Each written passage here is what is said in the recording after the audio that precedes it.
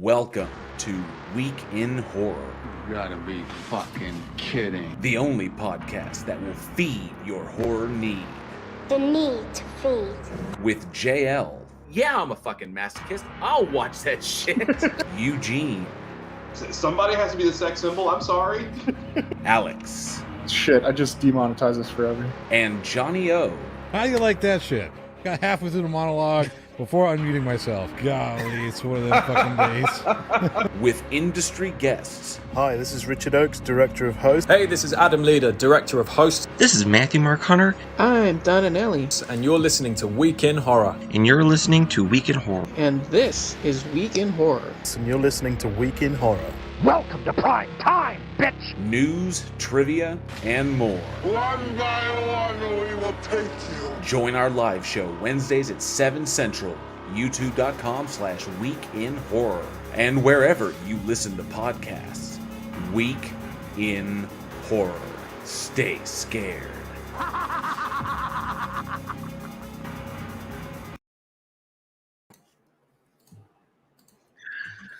All right, a little something new there for the live audience. All right, I hope they enjoyed that.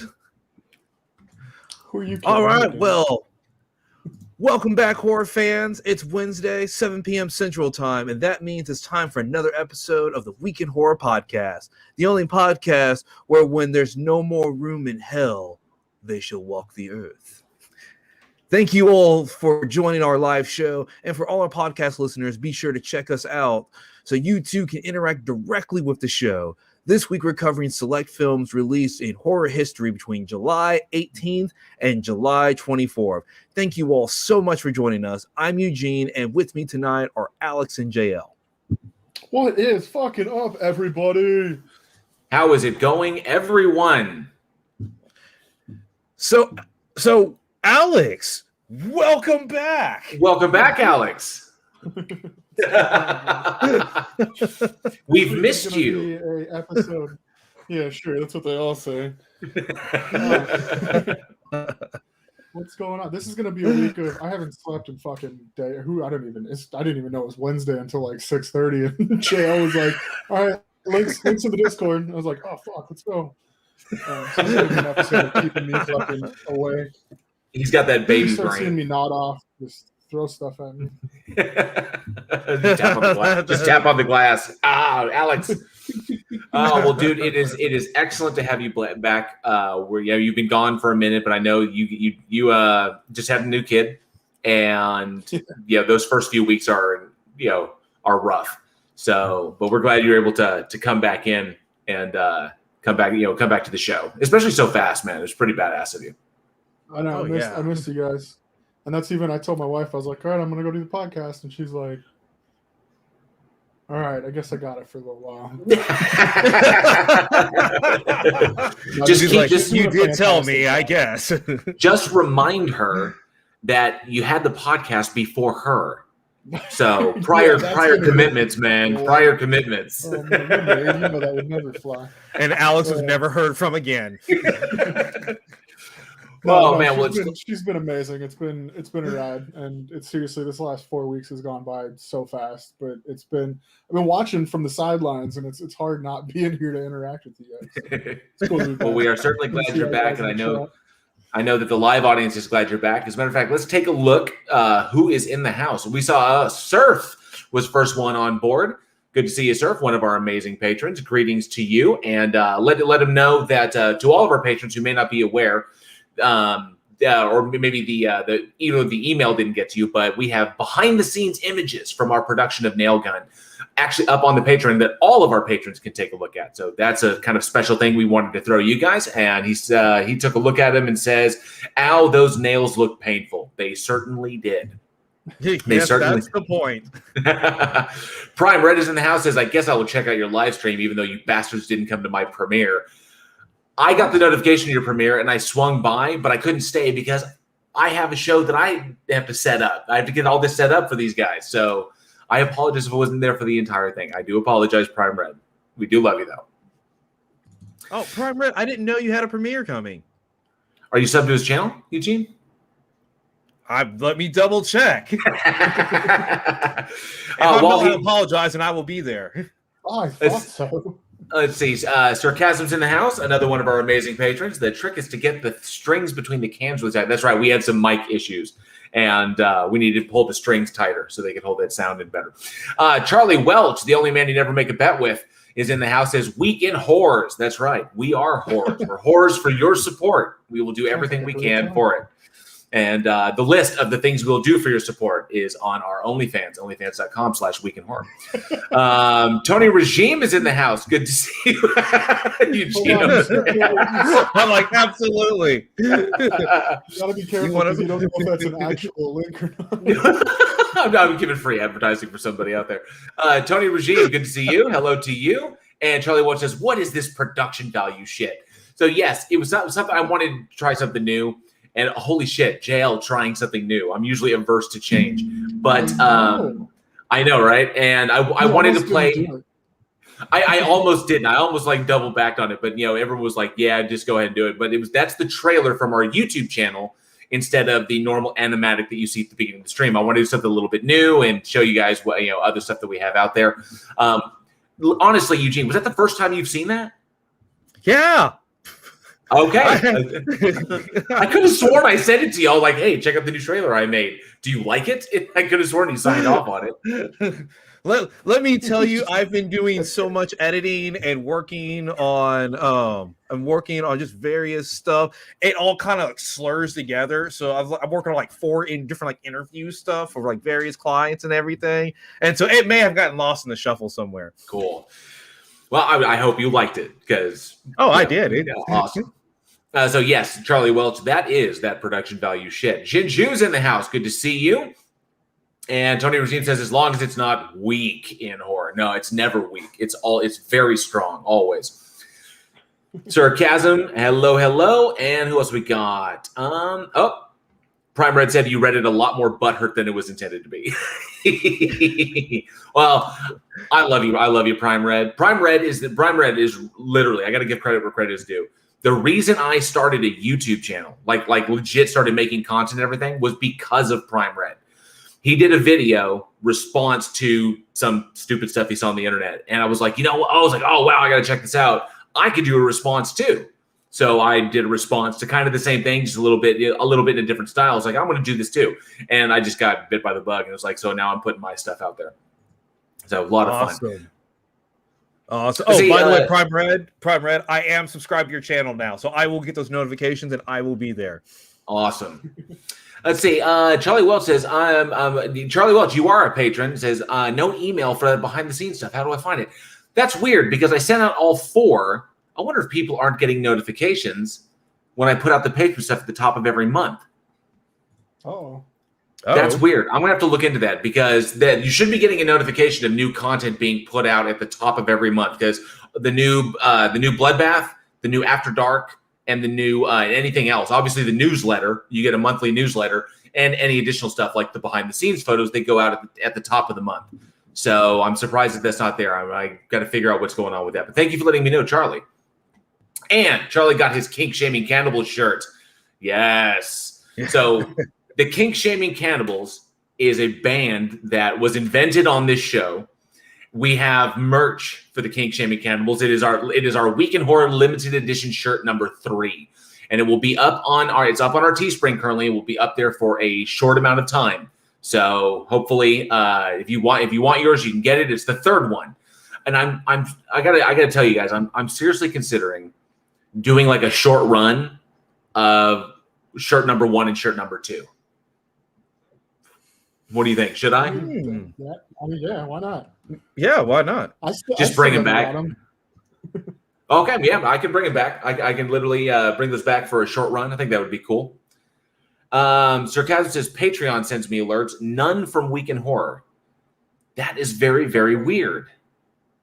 Oh, Charlie Watch says, actually, I checked. I did get an email on the 1st, but don't think one about the behind-the-scenes stuff, which sounds interesting. Yeah, if you're a patron, you have access to that, like automatic access. So you can just pop onto the Patreon channel and you can go and look, and the thing is all there. Not to mention the monthly newsletter and all the new Bloodbath debates and After Dark sessions with our special guests. So it's all available there. But I will look into it. Tony Regime. Alex, when JL says those first few weeks are difficult, he means the first 936 weeks.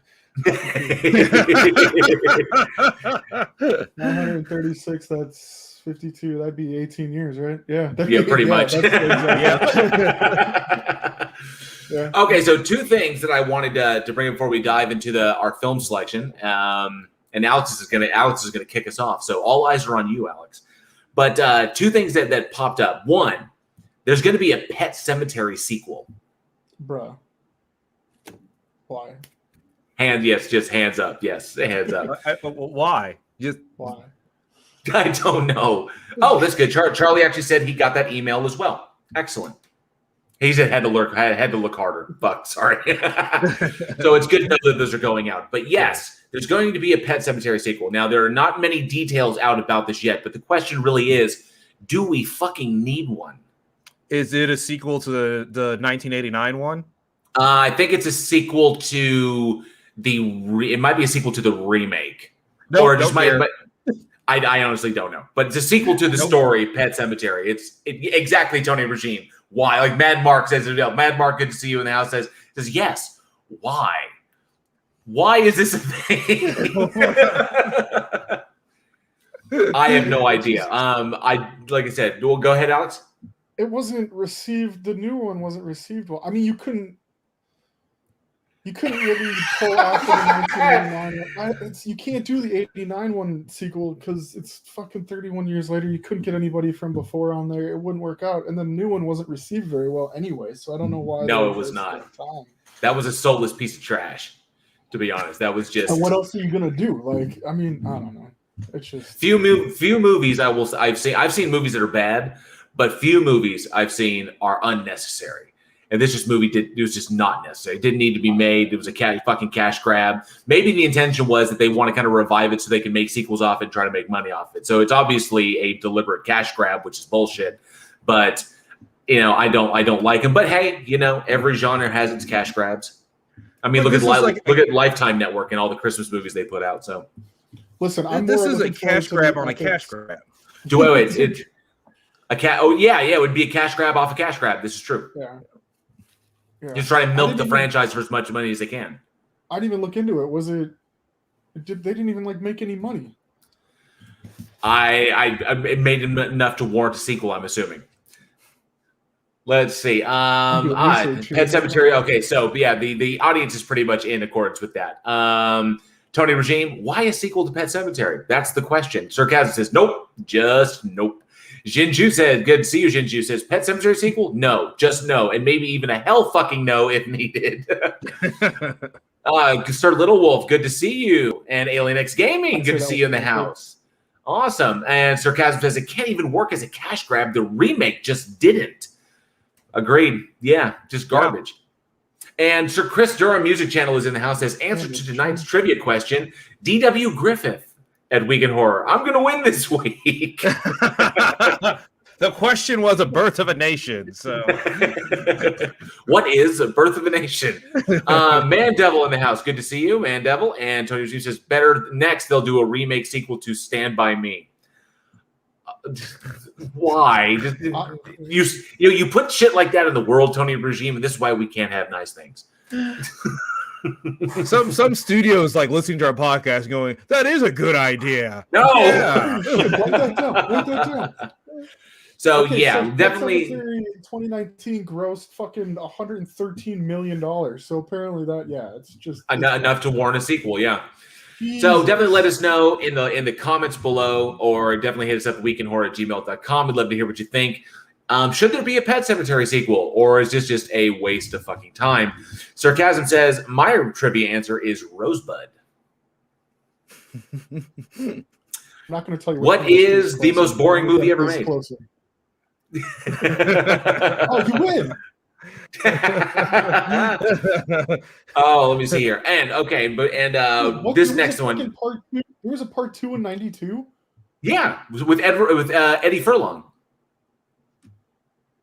Oh, yeah. Okay. And his dad was played by Anthony Edwards from ER. Yeah, that's right. Yeah. That's right. And Clancy Brown. Clancy Brown is the zombie sheriff.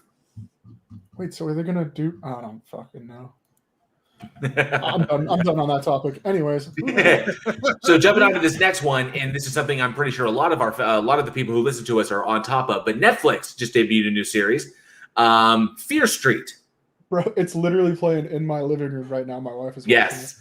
So Fear Street so for those who don't know, Fear Street is on Netflix. It is a 3-part film event, and they're releasing them in 1 week intervals. So there's Fear Street 1994, Fear Street 1978, and Fear Street 1666. It all centers around this area. It was a settlement called Union, which eventually was divided into 2 towns, Sunnyside and Sunnyvale Shadyside and Sunnyvale. And it is inspired by the works of R.L. Stine, his young adult series called Fear Street. When the whole thing, like the whole plot centers around this witch that was killed in olden times, in colonial times, named Sarah Fear. So it's Fear Street. And I got to tell you guys, I'm fucking okay. Yeah, Man Devil says no spoilers, please. He has yet to catch up with it. Only 2 have been released. So 1994 and 1978 are out. 1666 is not out yet. That comes out this Friday on Netflix. But I got to tell you, without giving too much away, I fucking love this series. I want to check it out so bad. It looks good. Alex? I'm still on 1. I'm 3/4 of the way through the first part, and it's good. So far, it's good. Let's see. Mandel says has to catch up. Yeah. Primer says, what is wrong with JL? No one refers to Anthony Edwards in ER. He's Goose from Top Gun. I could have said Goose from Top Gun, but at the time I was like, Anthony Edwards. Oh shit, it's the guy from ER. What the fuck do you want from me? Charlie Welch says Fear Street kind of geared to younger viewers. Well, R.L. Stine had several series that he wrote. Goosebumps was really geared towards younger audiences, towards younger readers. Fear Street was more his young adult fare.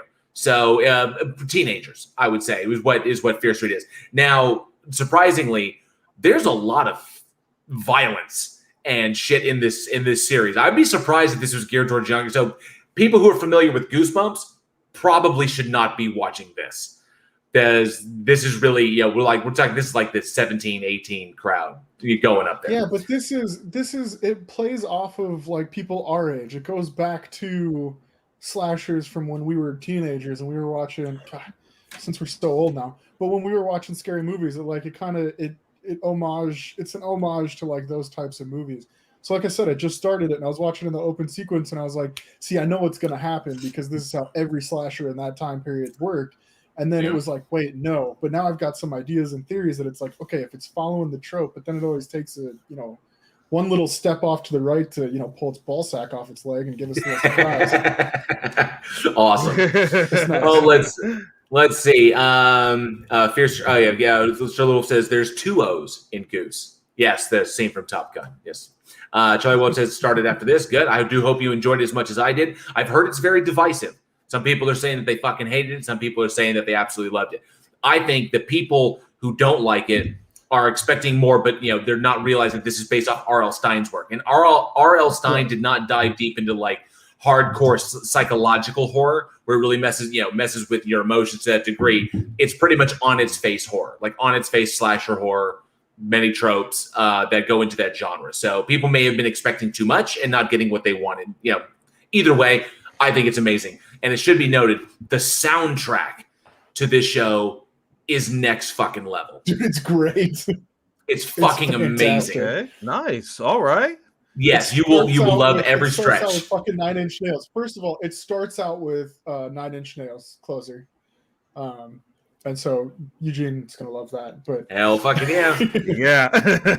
Okay, so let me see. So Sir Little Wolf says Haunting Hour is a great way to get kids into horror. I would agree. Haunting Hour, Alone in the Dark, Erie, Indiana, or Goosebumps would all be fantastic ways. And if you can find it, Creepy Links was a show that came out starring Ethan Embry from way. Oh, yeah. Ethan Embry, like yes. So I bet people in the chat are like, "What? Holy shit!" Like they don't even remember that shit. The internet, the concept of the internet fascinated me, and then the idea of horror websites, like that. It just, I was like, oh, I watch that show, religiously. People familiar with sarcasm says people familiar with Goosebumps are now in their 40s. Fuck you, because I'm now in my 40s. Tony Regime says some of the Goosebumps episodes were scary. They just didn't have any gore. Agreed. This is very true. And let me see. Oh, Sir Little Wolf's a big fan of R.L. Stine, as am I. Mad Mark enjoyed 1994.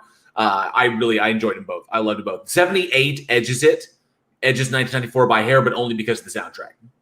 And Mr. Malort is in the house. Says he has arrived wearing my kink shaming cannibal shirt. Fucking A. Yes. Glad that you enjoyed that bad boy. All right, fantastic. And I see that Plot Hole is in the house. So Johnny, good to see you.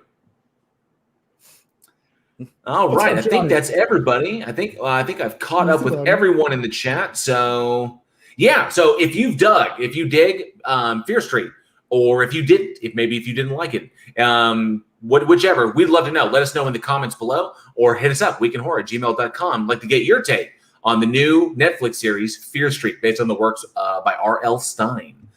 Fantastic. And Scary Stories movie was fantastic. Scary Stories to Tell in the Dark. I think I'm gonna stream that one to Discord probably either tonight or tomorrow. I'll stream Scary Stories to Tell in the Dark because that was so good. That was really. I actually rewatched it probably like 2 weeks ago. It's some of that shit was super creepy. They did a really good job. Yeah. Freaking fucking weird. But all right, so another another Netflix thing. Did you guys ever watch 2-sentence horror stories on Netflix? Yes, based off the Reddit. It's pulled from the Reddit. Yeah, the second part came out. I haven't watched it yet, but it's out there. I haven't watched the second one yet either, so I'll have to check it out. I have to check it out because I've read the Reddit post, but I haven't seen the Netflix thing. Netflix episodes of them. They do a good job on those too. Anyway, sorry. Yeah, those 2-sentence scary stories were awesome. Some of them are really good. Some of them are like, I'm not sleeping tonight. Well, they're right. They're making the point in the chat, Mr. Leo. I think all of us, every single one in the chat, and us love the Scary Stories books, all 3 volumes of them. And it was Albert Gorey. Was that the artist? I think was Gorey the illustrator. Yeah, the illustrator on those books, and was absolutely stunning. I think I got the name right. If I didn't, please correct me. But yeah, the illustrations are what made those stories. And everyone is saying that Prime read the illustrations made the Scary Stories books. The art made the books very eerie. Says Sir Little Wolf. Yeah, that was Mandel's right. They reproduced the style of the drawings perfectly in the movie. It was some freaky shit. So it was creepy. I will definitely stream Scary Stories to Tell in the Dark in the Discord as part of one of our movie nights. So look forward to that. All right.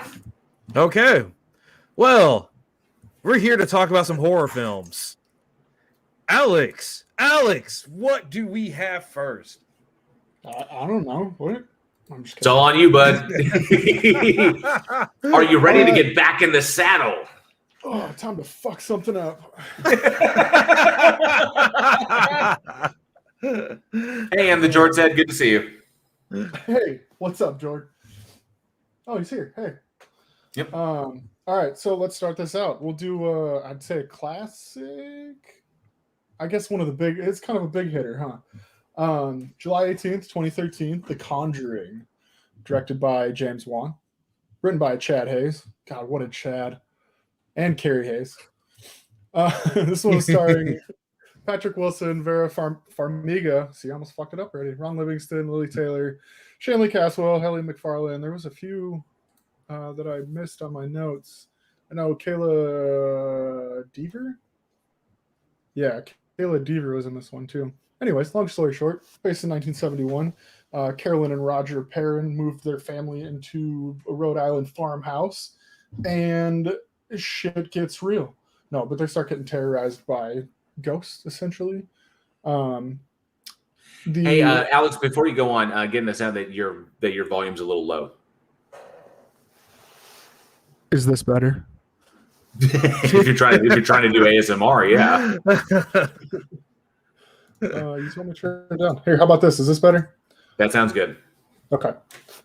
Anyways, so Ed and Lorraine Warren get involved in trying to figure out what the fuck's going on in the satanic haunted house. Yep.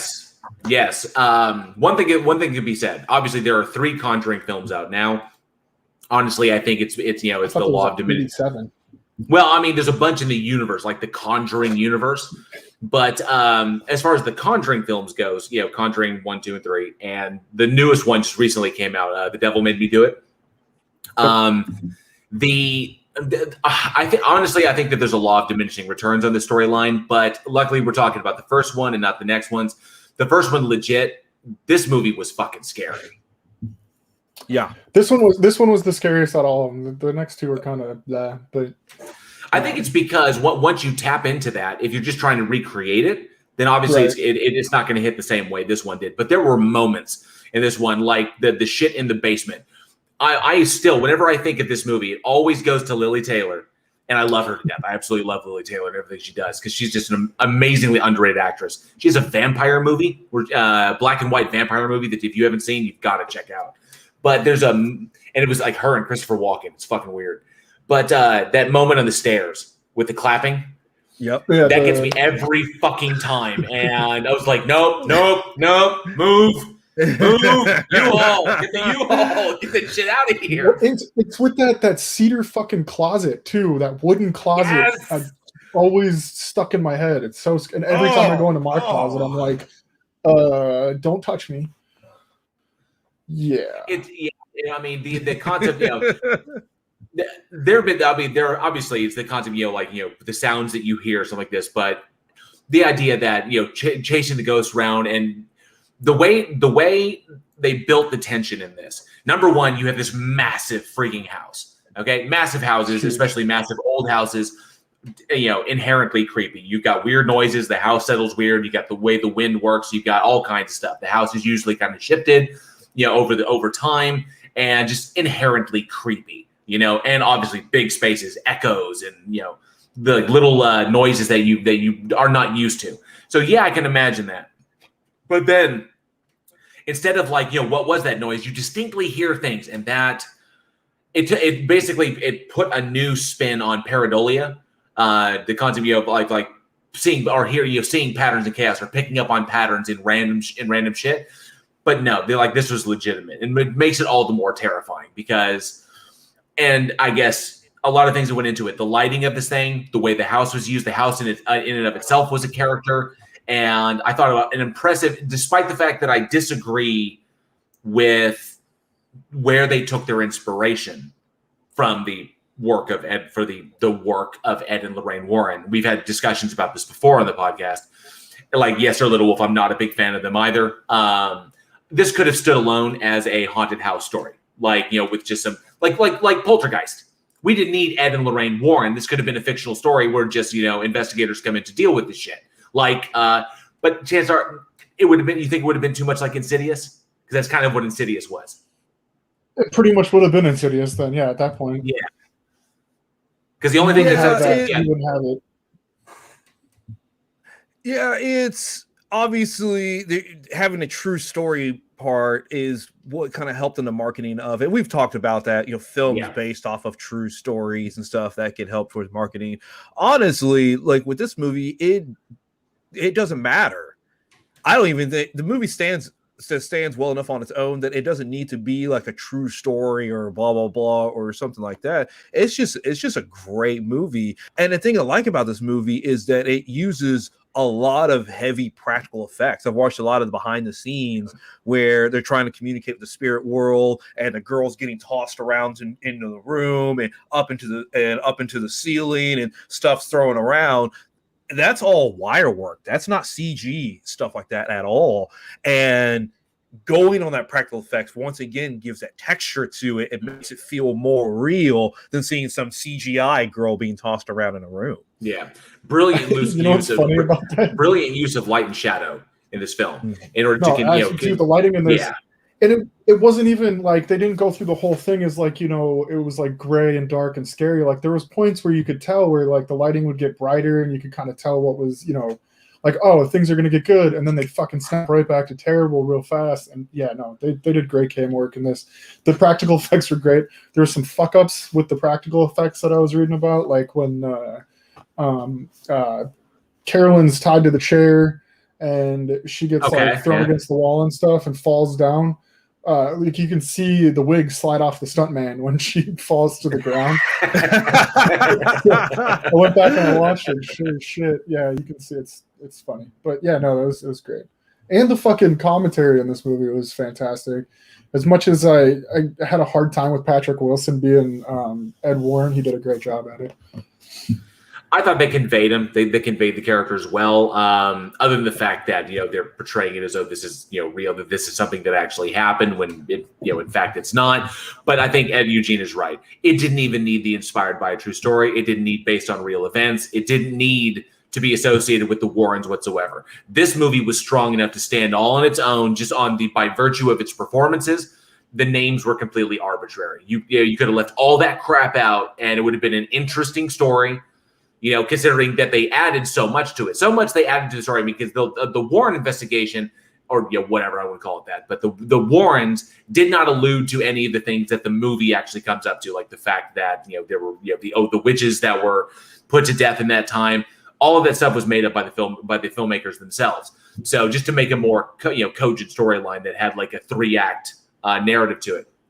And it was unnecessary. The story was strong. The acting was magnificent. I thought that the writing was good, and the effects were fantastic. And honestly, I think the in real life thing just kind of, or based on real events, kind of detracts a little bit from it, because then you're going to go, it's probably not that way, and pulls away from the real effectiveness of the film itself. See, and you say you don't need the true story aspect to it, but the actual story behind this house, there was 8 generations of families that lived in that house before the parents moved in.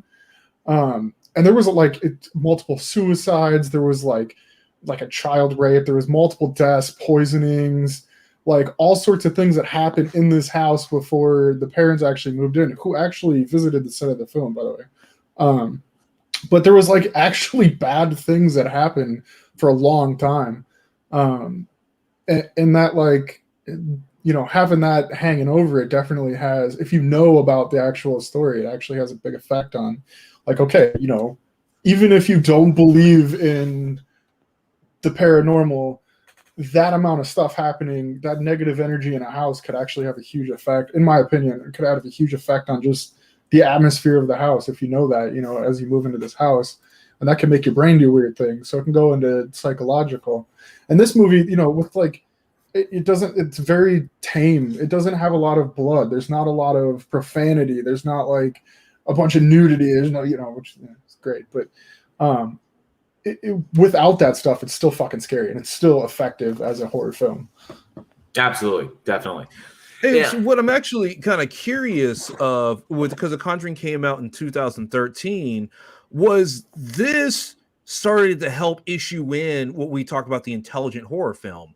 Because as you start looking at films that came out in 2014, 16, all this other kind of stuff, you're starting to see a lot of the atmosphere that The Conjuring creates carry over into these other films, because instead of it being like, we just got this house, it's kind of there, whatever. Now the house plays this huge part. Now the way the Foley and the sound design is, we're starting to see this kind of stuff, and the pacing, the way it's shot, we're starting to see this stuff, maybe like in the Babadook and Hereditary, that they could have taken influences from The Conjuring into their films and turn it and then push it more towards like the mental state or the whatever theme that they're going for.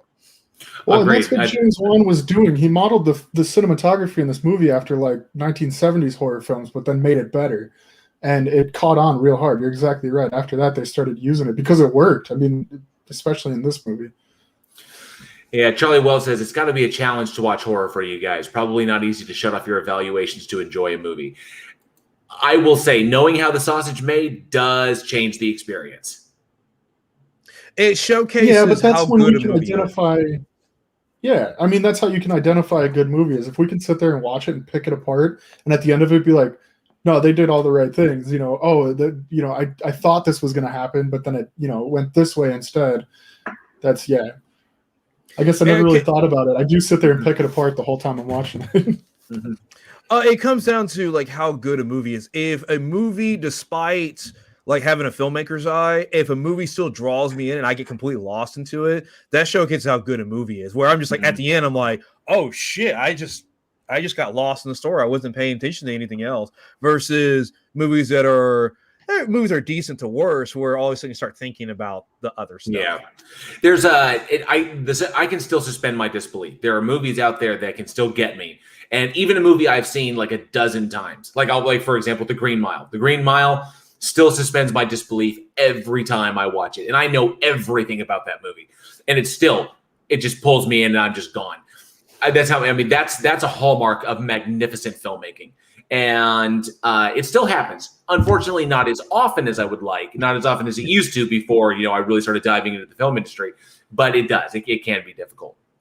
And speaking of people, speaking of the film industry, one thing I wanted to definitely jump on was something interesting that came up when I was diving into this, not just The Conjuring, but the entire kind of universe that that James Wan has created here. James Wan and Lee Wannell, the universe that they've created here.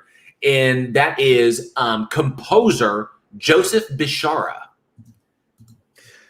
This guy is easily one of the most underrated composers out there. As we all hear about like James Horner and Hans Zimmer and John Williams and all these others, this is a guy who he's worked on 43 films as a composer, and he's done just about all of the Conjuring films, all the Insidious films.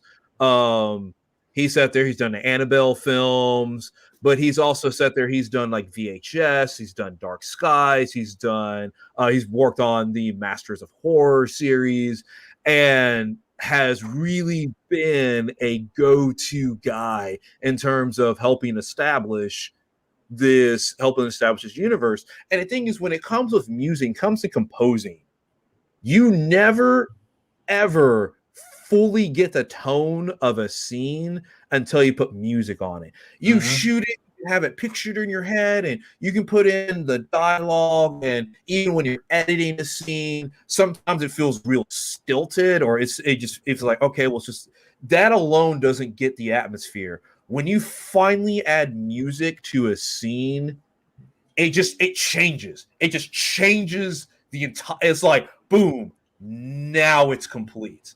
Now the scene, like I've worked on stuff even with like Nail Gun, and you edit and it's just like it feels like it's missing something.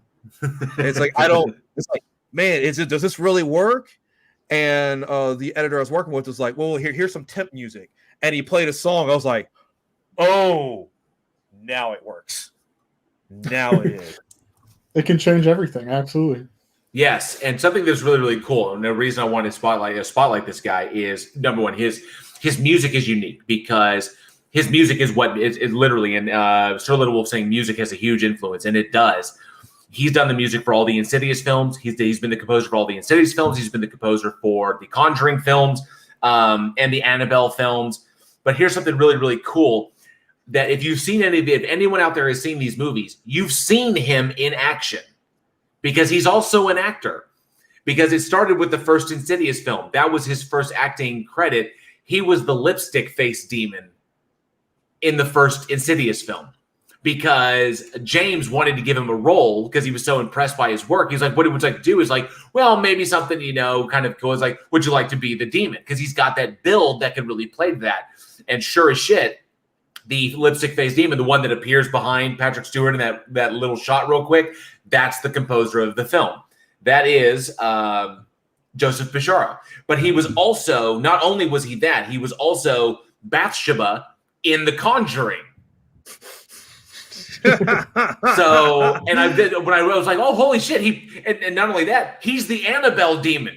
So he's played the monsters in all of their movies, which I think is badass. And he's returned, and he was Valak. He was the Valak demon in Conjuring 2. and is returned as the Annabelle demon. He was the crone, and he played the crone in Dead Night and the night hag in Dreamcatcher. But yeah, he's known as the lipstick face demon. He's Valak, and he is Bathsheba, and he's the Annabelle demon. So he has helped bring this together with his performances throughout all of his character portrayals through all of these films. And the guy deserves credit for that, to compose these movies and go through not just be an actor. Like, it's not like he's like, showing up Hitchcock style. It's like, oh, it happens to be the composer. He's little scene off to the side. No, he's going through makeup. He's got his scenes. He's going through blocking, going through choreography to portray these monsters. That takes fucking time. And for him to do that and compose the film on top of that, that's next level. And I wanted to give the guy a big shout out because I don't think a lot of people really know that about him. And I mean, that's super. And the fact that he's doing multiple films because you have like Conjuring 2 and Insidious 2 and stuff. So taking time out of his schedule to actually shoot it, going in the studio, writing the stuff for it, because it takes a long time to compose those films. And he's knocking out of the park.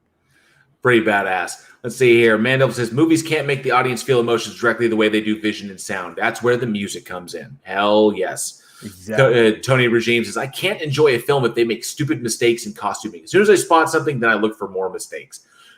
Also, a very important component. If something looks goofy or something stands out like a sore thumb, you're like, what the hell is that? And that can break you straight. That can break your suspension of disbelief and spoil the rest of the movie, unless the filmmakers are aware of it and did it on purpose. To bring your attention to something, which is sometimes a tactic they use. And the Jordan says, tiptoe by the window. That's so fucking creepy. Yeah. And Charlie Wall says, like Danny Elfman did every single big movie for years. This is true. What was it? Danny Elfman and what's the other one? John Williams. John Williams is a big one too. Yeah, John Williams or James Horner. James Hans Horner. Zimmer. Yeah. Hans Zimmer. Yeah. All right. But yeah, definitely cool. See, Tony Regime says a big mistake that lazy directors make is using music from other films when they edit their movie, as it forces that pacing onto the composer. I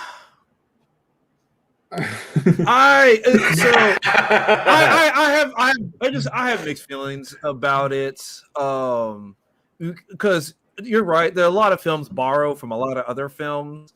If you ever look at the breath in Titanic, where they're like in the water and stuff like that, that breath is actually being used in a lot of films, including like Fight Club.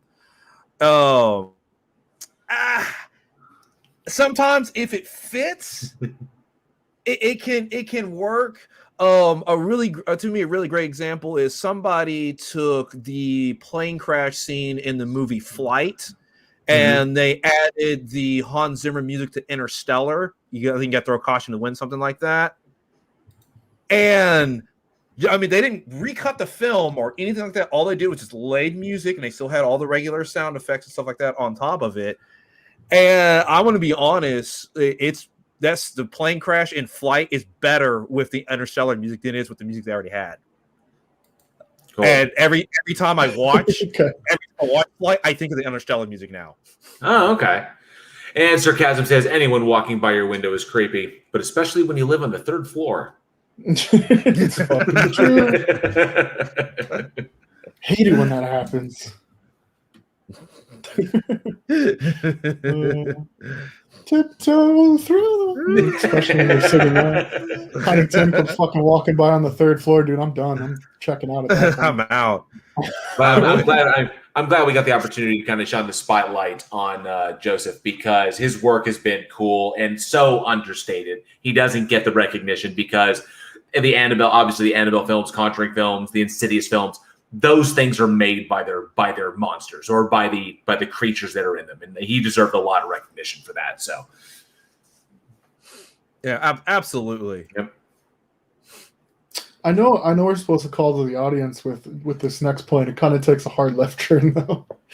So when we talk about Ed and Lorraine Warren, there's a huge stigma, and we've talked about it before, about how a lot of the stories that they have, because this story was an interesting story, the Perrin family, but in this movie it wasn't portrayed it really at all like how the actual story went down.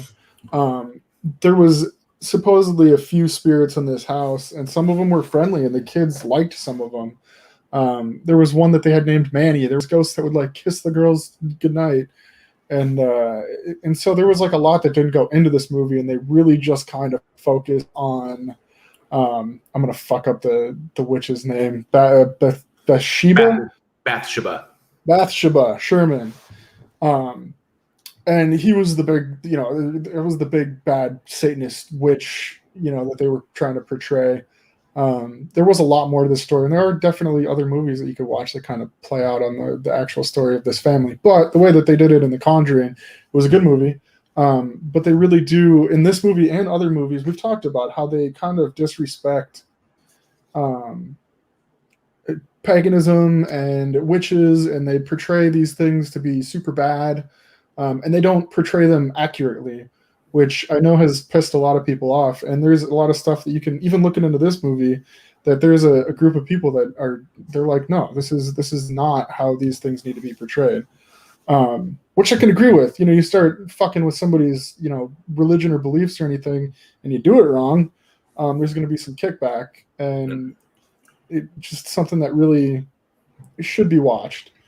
Ed and Lorraine Warren were not, they didn't let people's lives be private. They'd go in, they'd fucking write a story and make it sound cooler or scary or something than it really was, and they really not. What's the word I'm looking for? Not manipulated, but no, they manipulated it. They manipulated it, but they it starts with the P. Whatever. They fucking just used people for their own gain, and it hurt a lot of people. There was a lot of people that came back and were like, "This is not what happened. We did not want them there. We did not want them sharing this." I believe there was a court case over it too, wasn't there? I don't know if you can remember off the top of your head, but I think somebody tried to sue him once. It wouldn't surprise me. Yeah. They just portrayed things wrong, and they disrespect things that do not need to be disrespected, especially when you're playing with forces like paganism and witches, and those aren't the people you want to piss off, man. So I guess my question to the audience is, in this movie and also other Ed and Lorraine movies, would be: do you think they disrespect those belief systems in a negative way? I mean, I guess disrespect would be negative, but do they disrespect these belief systems? Because it's hard. It's hard with these movies because they're good movies, but they're portrayed. They portray things that they shouldn't be poorly. I'm trying to think of the word. I told you. And George says exploited is the word. That exploited. Yeah, that's what. Exactly. They exploited these people's lives for. And they changed a lot of stuff. Like I said, they changed the stories around, and people would come out and be like, "That's not what we said happened," and they'd be like, "Oh yeah, no, it was definitely a big scary ghost. We saw it." So I think the idea behind it is like, we're kind of curious, and let us know. Feel free in the comments below, or hit us up at weekinhorror@gmail.com. If you think that this kind of depiction of paganism and Wicca and witches in general, just using by virtue of using the name, using it in this form is disrespectful. Does it spread a harmful message? Or is it okay because it's fictional storytelling and people should be able to tell the difference? Let us know your opinions. We'd love to hear what you think. Hit us up in the comments or weekinhorror@gmail.com. Sorry, there's some redneck outside rapping his muffler. Vroom, vroom. Welcome to the country, boys. Anyways, so yeah, let's move on to something a little bit less produced.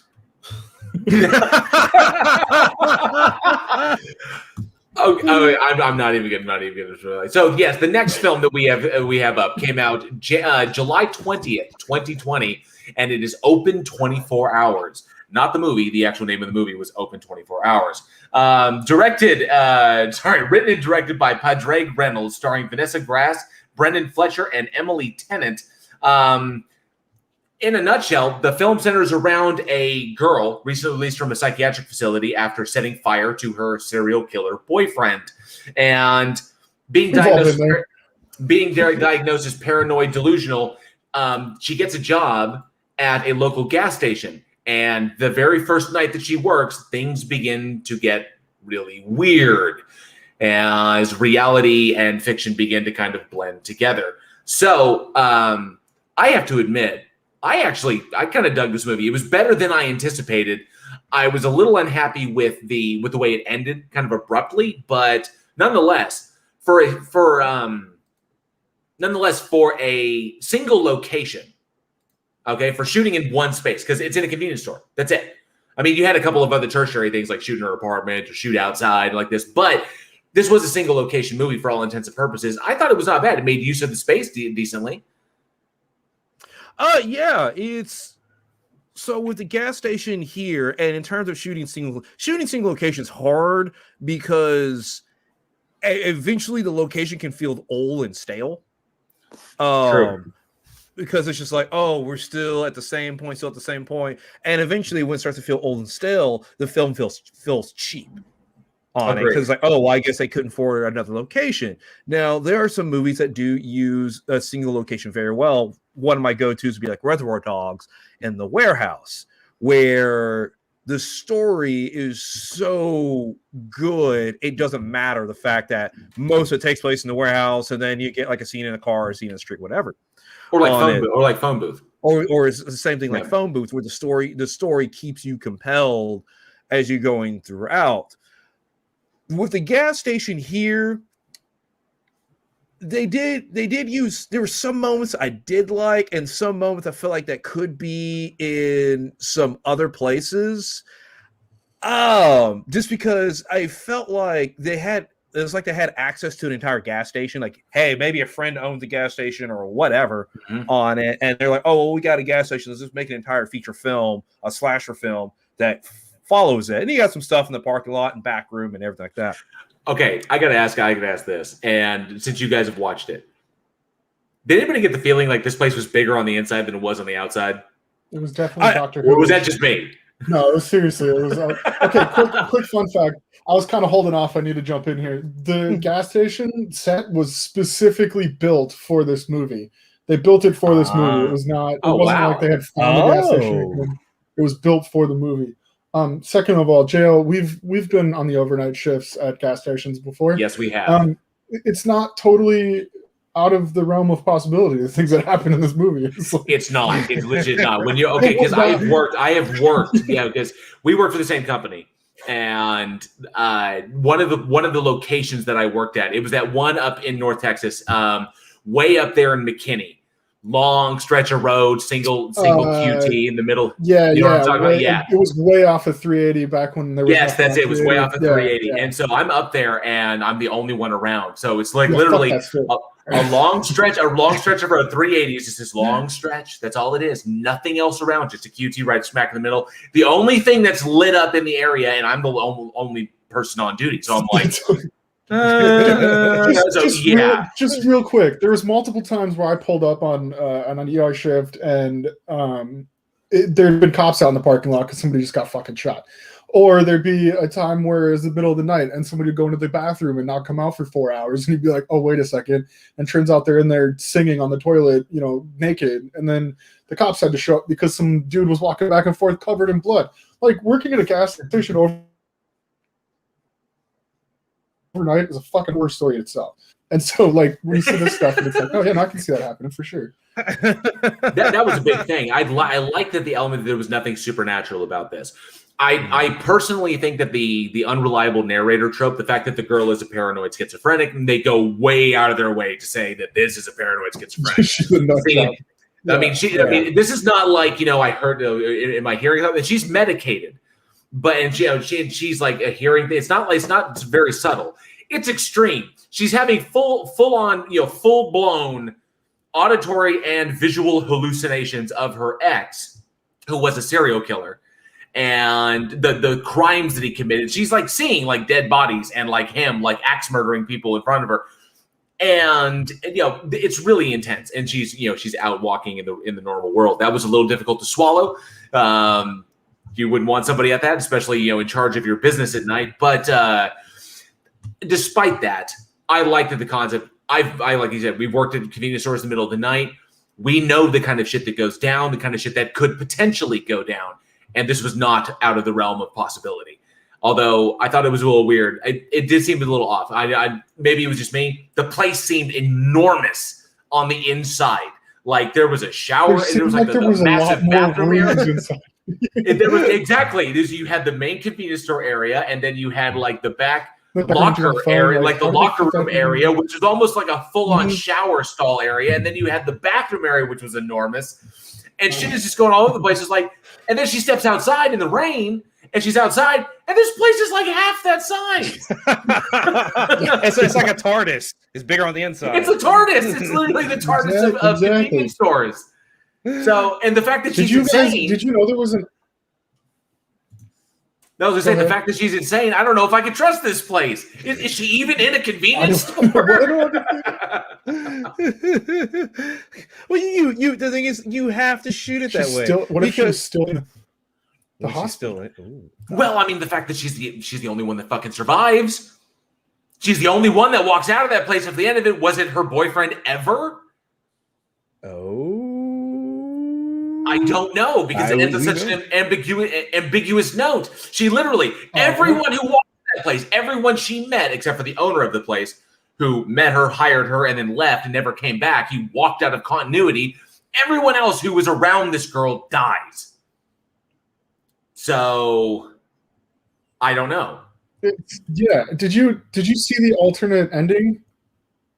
I actually did not. No, I haven't either.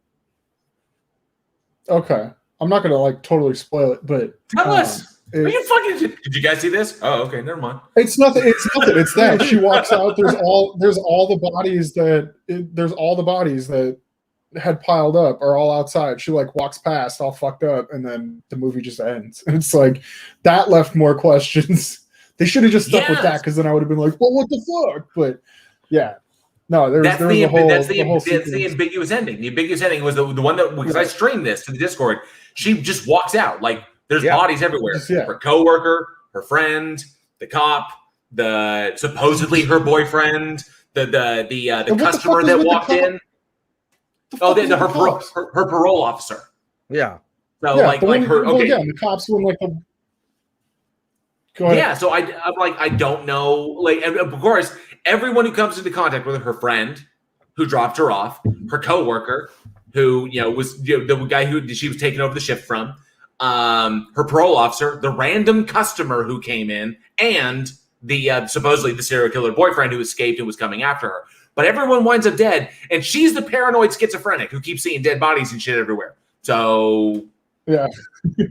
It was a good. Yeah. So if there was an alternate ending, what was this alternate ending? That was the alternate ending. The one that we saw was she just like the sun comes up and she walks out into the sunset or walks out into the sunrise, and that's it.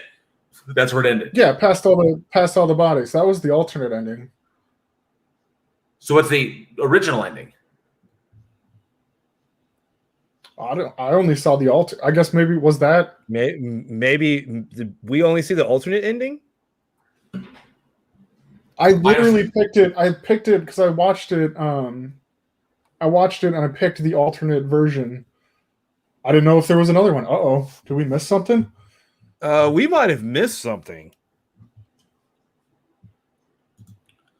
Okay, no. So open 24 hours, ending explained. So towards the end of the film, it is revealed that the woman who was calling Mary again and again was the mother of one of the girls killed by Mary's ex-boyfriend. She attempts to kill Mary, however, she's shot dead by a police officer. That's not the that's towards the end. That's not the ending of the film. Okay, so there's an alternate ending that shows the main girl leaving the gas station in shambles, passing all the victims and walking away as the movie ends there. That's what we saw. It's the original ending. Okay, this is weird. Alex, you got us like all all fucked up. We'll have to find the other ending. I don't know if we saw the original or the alternate, but we'll have to find the other ending. I watched the alternate ending. Well, apparently we all did. So yeah, we'll have to find and let y'all know the difference between the endings. Okay, weird. I have no idea. Yeah. I'm researching. Never came across this before. Keep talking. Mando says, then it's good to tell people that there are 3 actors in the film. I will say no more. Because you only named 3? No, I thought you named more than that, didn't you? There are more than 3 actors. There are more than 3 actors. Oh, and the Jordan says, unreliable narrator, ambiguous story, unfocused pacing equals Jordan no likey. Now, the pacing in the film was decent. It was. The fact that the narrator is unreliable makes the ending kind of ambiguous because honestly, I don't think that there was enough information to come down on the fact that it either was her or it was her serial killer ex-boyfriend. So I honestly don't know. So all we know is that when you open your story by really hammering home that your main character is a paranoid schizophrenic who is deeply medicated and being watched by her parole officer to make sure that she doesn't fuck up and have to go back to the back to the asylum. When that's a big point of your story, you automatically say this girl is unmedicated or not medicated enough. I don't know, and she's having delusions, like serious visual and auditory hallucinations. You can't trust what this character is saying. And for her depiction, not to mention you have weird things like it's bigger on the inside than it is on the outside. That seems very, very strange. And she's the one who keeps, she'll accuse people like, who are you? What's going on? And she's the one seeing shit. You can't trust anything this girl is saying. For a while there, I wasn't even sure her coworker existed.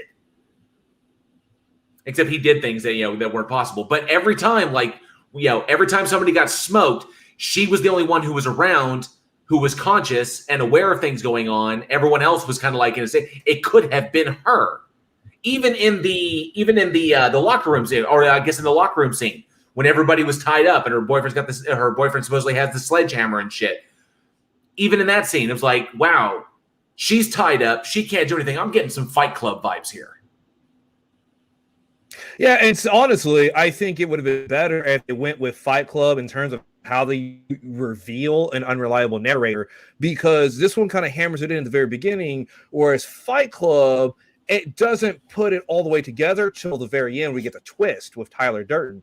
It would have been interesting if she started off normal and then it slowly started revealing how unreliable she is. Yeah. That could have been so apparently, interesting. My bad. They were talking about a different movie. In the chat, in the live chat, I was catching up with the live chat. They were talking about a different. Oh, they were talking about. It's my mix-up. My bad. Thank you, Sir Little Wolf, for letting me know. Appreciate it. They're talking about Sleuth. They're not talking about this one. This movie's dying. They don't want to talk about this one. They're like, no, fuck this movie. 1972, Sleuth. Apparently, the other ending of this is she looks in the mirror and sees a reflection of her ex-boyfriend, and then it ends. So it says that because she kills him, and then the last scene shows her calling the cops, cleaning up the gas station, and then she goes into the bathroom, looks into the mirror, sees the reflection of the boyfriend, and then the movie ends. So it does leave it open. Fucking knew it. It was her. It was her the whole time. She killed everyone. This is what happens. Who knows though? Because she killed him. And then who knows if she was just seeing him again or if he was really there. Well, because they make a point. They make a point. Too much time talking about a fucking. They make a point. They make it a point to nail down that she helped her boyfriend to like commit these crimes. That she enabled him for a while until she wasn't able to do it anymore. So I don't know. Interesting things. So actually, that's going to bring the point. I actually want to ask the audience, and I had another question, but I'm actually going to go on this one. If you have watched Open 24 Hours, okay, now that we've gone through this whole fucking investigative sequence, talking about this movie. If you have seen this movie, or if you watch in the future, let us know. I'd like to know. Do you think it was her, or did her boyfriend actually escape from prison and kill all these people, or was it her? I'd like to know. I'd like to know what you guys think. Let us know in the comments below or at weekinhorror@gmail.com. Because I think it was her. Especially given this alternate ending that Alex just pointed out, I think it was the girl the whole time. She killed everyone. Crazy. but the sex is so good. That's how they reel you in. Amazing. Yeah, you're married. All right, Eugene. Eugene's got our third one, and this one takes me way back.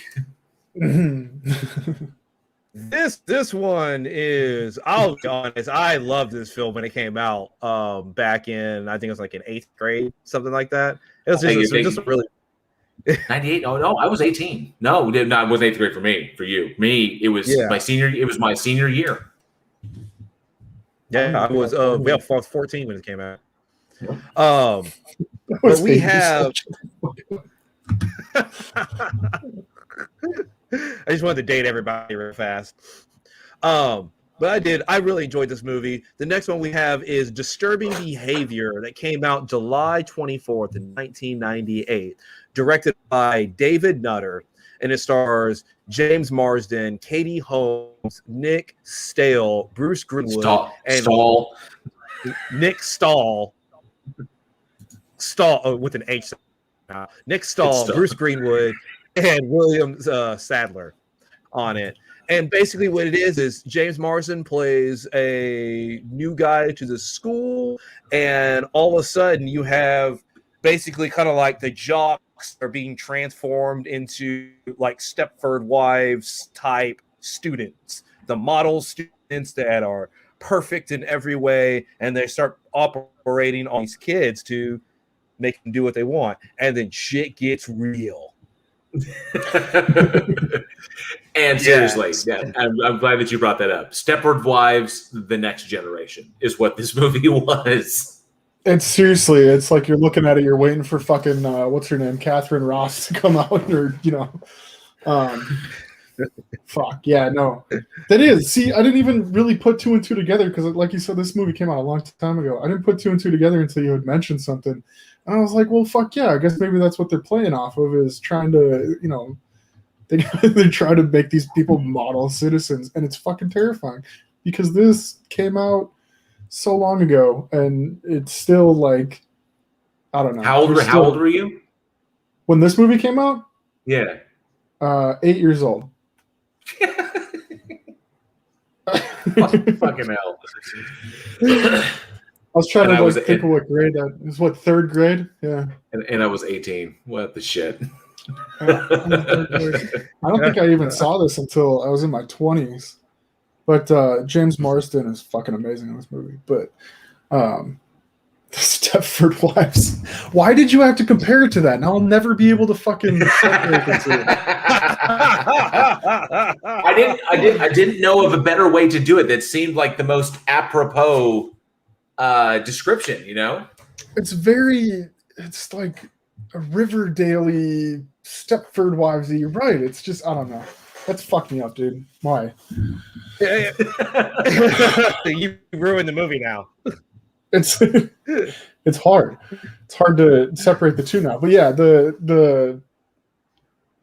it's creepy. I'm trying to think of it's a trope name, but it's creepy with like the uniformity and the same clothes and that makes comfortable. That was certainly a big thing in the 90s with the disaffected youth of the 90s, and there was kind of like that movement there.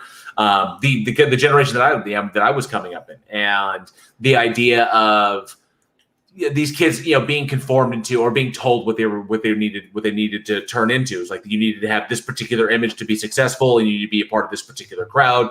Cliques were a particularly big thing. It's like if you were in the wrong clique in high school, if you're in the right clique in high school. That's why it spoke to me so much, because I was 18. Actually, this was the end of my senior year. This came out the summer after I graduated high school. So this movie was like, for me, looking back on all the shit that I just went through and all the shit that I was surrounded by. The idea that I'm at this time, we just graduated high school. We're going out into the world, and everybody is telling us what we need to be doing. You need to be going to college. You need to have a particular job. You need to be able to do these things. And feeling like everyone's trying to put you into a box, which in the 90s was a major theme for the youth at that time. I don't know why. American Psycho, too, that kind of goes off the vibe of like, you got to fit into a box. Right. And just that's where it constantly, that's I think why it spoke so much. The idea that you are not good enough yourself. And walking around the world with that kind of mentality is in of itself kind of a horror story, because you never walk into a situation thinking that you're good enough. You never walk in a situation thinking that you're going to be valuable or more or equally valuable than somebody else next to you just because of the way their hair is styled or the clothes that they're wearing or whatever. Something that's, obviously there is the notion that in larger groups, we are successful, and groups tend to conform to the same kind of standard, like, to represent that they're part of a tribe. But that reinforcement, the things that divide us and the things that, cement, like you're over there, I'm over here. It's something as simple as like, that's not your lunch table. These guys sit over here. These, the blue ribbons, like in the movie, the blue ribbons sit here. Those assholes sit over there. The nerds sit over there. The burnouts, they sit over there. Yada yada yada. And I think everyone in the live chat, I think both of you, this is not something that changes. This is a constant thing. It was new for me because I'm the oldest of the three of us, and I had just gone through this shit in high school, but you guys dealt with the same shit. Oh God, yeah. Well, see, I had it from a different standpoint because you just graduated. This came out me going into high school because I went into my freshman year. And one of the things I remember about this time was you wanted your individuality because you wanted to be like, who you were, you wanted to stand out. That's why you have like some of like the goth kids and the musicians and all this other kinds of stuff. You identify with a group, but you want that group to stand out. And so with this movie, it's like your worst fear because your individuality is stripped from you. Everything that made you unique, everything that all the hobbies and stuff that made you when you're because we're at an age where you're finally becoming an independent person, and how you think and the music you listen to and the way you conduct yourself, you're figuring out who that is, and it's just taken away. Now you're just a robot, a cog in a machine. That's literally in this movie. It's actually, yeah, in this movie. That's literally in this movie. It's crazy that hasn't changed. Literally that. That line when she freaks out and she starts banging her when Lorna freaks out, starts, it's like, what was it said? When these kids freak out every time one of them gets a hard on. And when she's out there, she's trying to come on to James Marsden, and then she freaks out and she starts smashing her face into the mirror and everything. But there's that one moment where it's like, we got the idea is we got to cut the bruises out of the banana. It's like, oh, what the fuck? And it's just kind of the notion that it kind of reaffirms something, a scary kind of idea that there is a line of separation between the generation behind me and my generation, where there is a fundamental lack of understanding for some reason, for whatever reason, that at a certain point, we do just kind of get viewed as something either less than or never going to be equal then to them. And that whatever they need to do to help us or fix us so that we'll be as successful as they are, because obviously there's something lacking there. That just, that we're just objects, that there's no real equality there. And that always, as a youth, and I was only 18, that really hit me. It was kind of like, oh man, this movie speaks to me, man. My parents will fucking understand me and shit. Hey, can I throw this out there? I've been thinking about it since we were talking about kind of how it's kind of the same way now as it even was way back when. You got the people, you got the blue ribbons in this movie. I know we probably don't have a lot of younger listeners, but if there are younger listeners out there, something that I want to throw out there, all the cool people in high school, the people that were like I wouldn't say the jocks, some of them are still pretty cool, but like the popular kids are now the ones that have they're just sad, and they tried so hard to be cool for so long, and they didn't end up, they wanted to be so much in high school. Most of them are, they're the ones that kind of just burned out. And like, so if being in high school, there was always that group of kids that was like the cool kids that like, they pick on the band kids. I was in band, and I hung out with the goths, and I was in the kind of side crowd. And the people that kind of were just assholes my entire high school career have turned out to be nothing. They got their karma. Well, what I've noticed, and it's similar to where I went to high school as well, is that it seems like those that at a very, very young age put their eggs into one basket, that they threw them all as like this is what I'm supposed to be, this is what I'm going to be, and they set their goals or they set their path very, very early on. When they get out into the world, they realize it really doesn't work that way.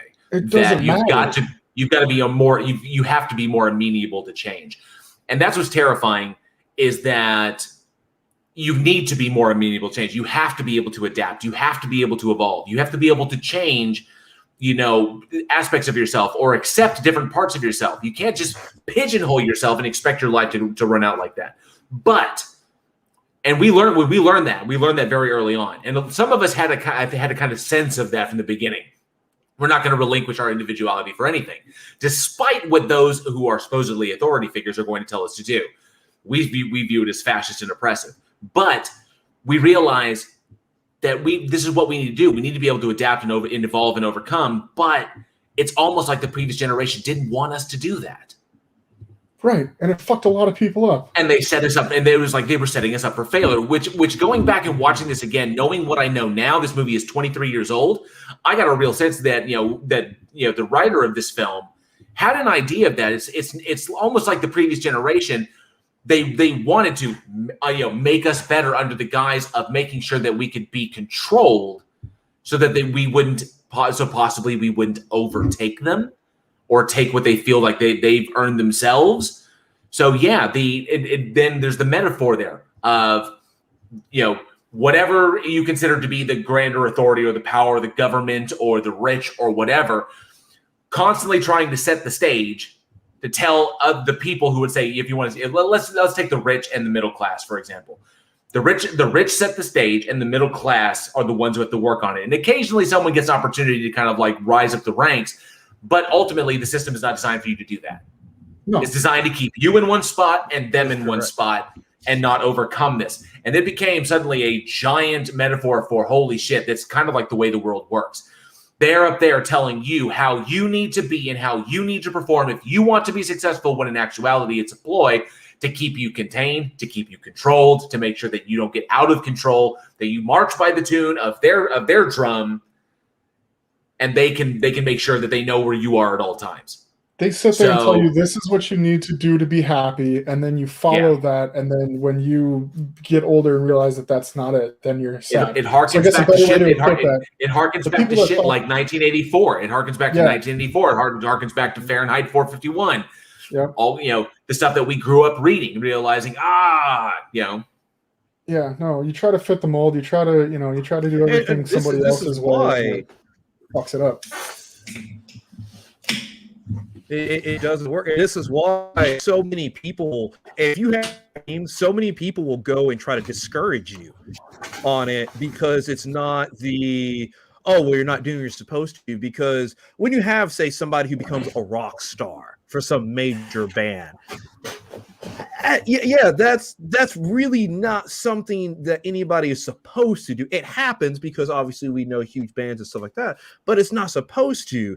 And everybody will try to discourage you from that. Or somebody who says they try to start their own business to be successful in their own way. Instead of people trying to encourage you to follow your dreams, dude, man, awesome. How can I support you? It's, well, how are you going to pay your bills? Are you really going to make money? Are you really good enough? What you should just do your accounting job. No insult to accountants, because we need accountants, but the entire world discourages you for trying to rise yourself to, say, an upper echelon on it. And this isn't all rich. This is people like of your same social standing on it, and because they don't want to see you do better than them. They don't want to be exactly left behind. And for a little film that came out in 1998, I was surprised. I mean, it took a rewatching. I had to go back and, like I said, watch this movie, 23 years later. And I still love the soundtrack. I still love, the use of the flies. I still love the use of, what the hell was the flagpole sitter? Who was the, what was the name of the band? Danger Band? What? Harvey and the Danger Band. Yeah. Oh, yeah. Harvey. Paranoia, everybody. Yeah, that was it. Harvey and the Danger Band? Why does that not sound right? But anyway, but yeah. So, but because they never doesn't sound right. But I'll agree to it. Yeah, yeah. And I'm sorry, Harvey Danger. It's Harvey Danger. Thank you. Okay, Yeah, cool. yeah, So Harvey Danger and The Flies, and I thought the soundtrack was solid. I mean, it was. I mean, for the kind of film it was trying to be. Plus, the acting was good. You got James Marsden, Katie Holmes, an early role, but before she was ruined by Tom Cruise, and fresh out of Dawson's Creek, when she's trying to break her good girl image. And then, of course, Nick Stahl and an early film from Kathleen Isabelle, because Kathleen Isabelle played James Marsden's sister. She'd go on to become a legendary scream queen. And then, of course, Bruce Greenwood. He's always amazing. And William Sadler is the janitor, who's kind of like, and notice, the janitor, the book he was reading Vonnegut. It's like, oh yeah, I get it here. Little hallmarks there. But yeah, and then he had to play dumb to basically survive in this new scenario.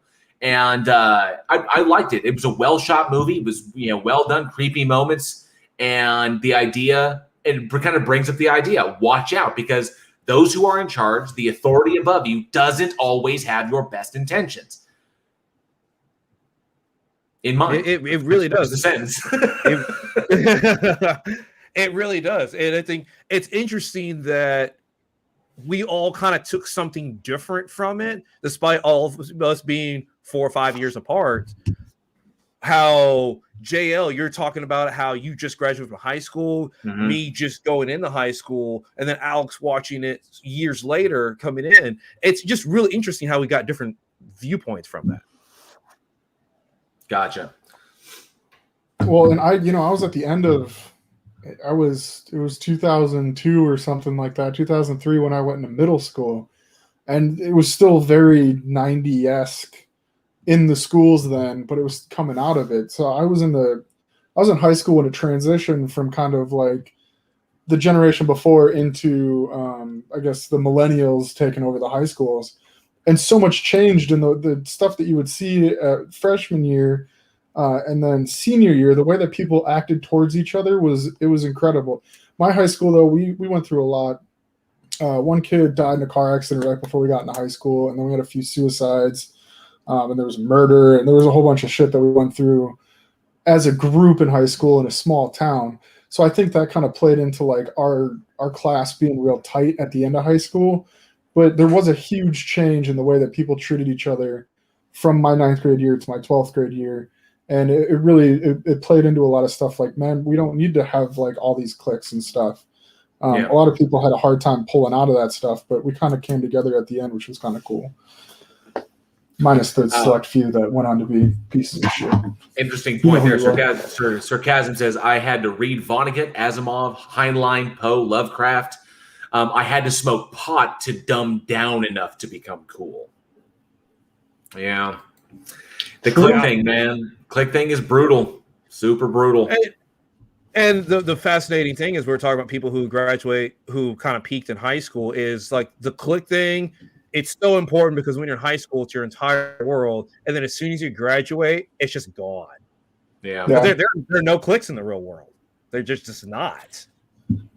And it's just how fast those people just fade off. It really happens quick. It does, but you could really see it by like we did our high school 10-year reunion, and it was like you could see the people that like went to that were like, oh, still stuck in the high school mindset that never really left. And it's sad because like the real world is nothing like high school. It had nothing to do with the real world. It's really sad because you'll get these people that peak in high school, and he's like, well, if the average lifespan is like 75, 80 years old, and you peak at 16. Yeah. That's a long way to go. Sad, man. On it. So now there were 2 different cuts of this film. You have the director's cut, and then the theatrical cut, and a fan cut also? There were 3 cuts to this movie, which is interesting because there was the theatrical cut, obviously the one that we got, the one released on DVD. There was a fan cut which took some of the missing footage that had been released online, and some people took it and they recut it to kind of like fit the narrative better. But the edits that were made to the fan cut are not exactly the edits that were intended by the director, though it still works as a movie. So then there's the fan cut. You can find that online. And then there was the director's cut, which had some of the restored footage and the alternate ending in it as well. So it's weird. So there's 3 different versions of the movie that's out there. Some with all the restored footage, some with some of it, and some with the alternate ending, one with the alternate ending and one with the original ending. That's pretty interesting because I think I have seen the theatrical and maybe the direct. I haven't seen the fan cut. I know that for sure. The alternate ending is instead of like the original ending, where the theatrical ending is the one where all the kids go off the cliff and they have to leave those teacher leave those kids alone, which is a good throwback, and then they get on the ferry and they're sailing off and begin their lives without their parents and shit. So pretty much everything that the 90s kids wanted to do. And that was how it ended. And in the original one, or the alternate ending, it actually, there's a confrontation. Everyone goes off the cliff. They're going to escape. But before they get on the ferry, Nick Stahl's character shows up and confronts them with a shotgun. And there winds up being a big conflict there. And then UV ends up pulling out a gun and smoking Nick Stahl and then killing him. And he dies there. And then they carry on. They go about their lives and then they get on the ferry and go off without their parents. So there was that different one. I think it didn't play well. I like the one where they went off the ferry and then Nick Stahl shows up as the teacher. Like he escaped the town and he shows up and he's like, he's in the world. So I liked that one a little bit more. I think it played just a little bit better, thematically. And then there were a bunch of deleted scenes. There were extended conversations. There was a love scene between Katie Holmes and James Marsden that was on the ferry in her truck. And then that was actually in the trailer, but never made it into the film, which we happen to see a lot of stuff like that. So like 3 different versions of the movie are out there.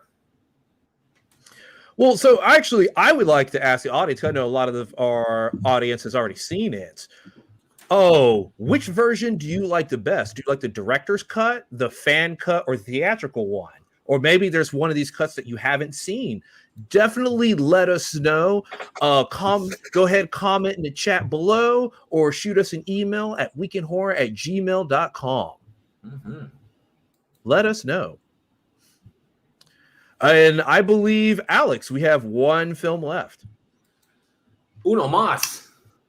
Uno más. And this is perfect for you, Alex, because you just brought a kid home.